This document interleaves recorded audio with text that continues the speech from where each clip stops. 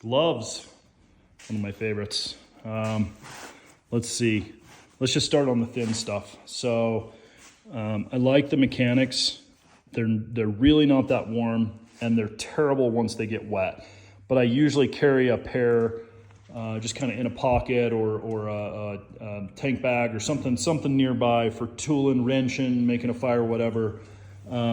These climbs, I put them kind of at that same level. They're a little better insulation, a little better protection. I've actually ridden in these a bit because they're pretty good windproof, but these are completely shredded after a few years. They need to be replaced. I think I might try those Climb Impacts. You can see they're pretty toast, but they're good gloves. I like those climbs. Moving down the line, bow gloves. I like these too. And these have held up pretty well. Years past, I've torn these, hooking them on trees. Riding a snow bike's a little rough on gear. These have held up pretty well. They're really just backups now. I did tear the zipper on one of them. Yeah, if you don't know the Vogue gloves, you can unzip it and your hands can come out the end. So you leave them on your wrist, and then your hands, you can get your hands out of them and they're free to work on things. So I like those.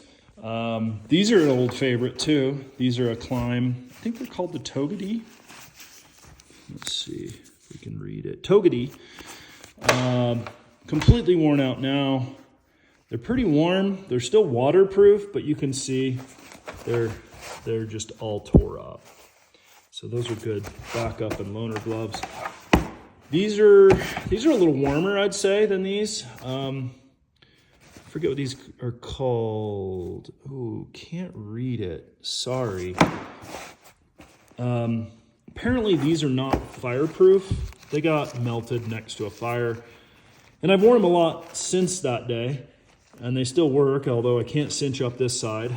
And they do have some holes in them, but they're kind of backup gloves now. Ooh, the Mechanics heated gloves. So these are no good for riding.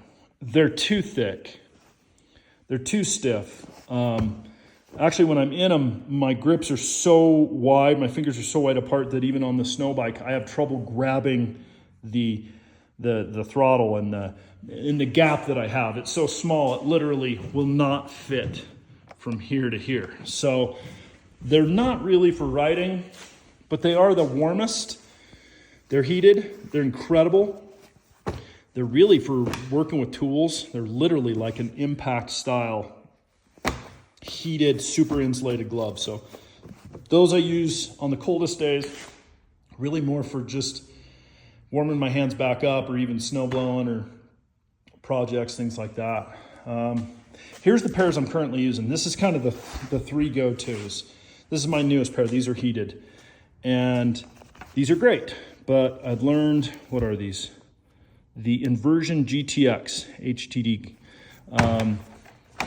Super thin. They get wet really easy. Once they're wet, heat doesn't matter, and the batteries do not last as long as you want them to. So these are kind of my in the backpack emergency gloves. They're great. When I stop, I'll warm my hands up, put those on high, keep them dry.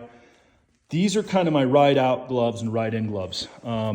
Super well insulated, extra heavy. They have this fixed liner in them. By fixed, I mean these both had liners that once your hands get wet, you go to slide them in and the liners come out of place, and then you're just super frustrated and really cold.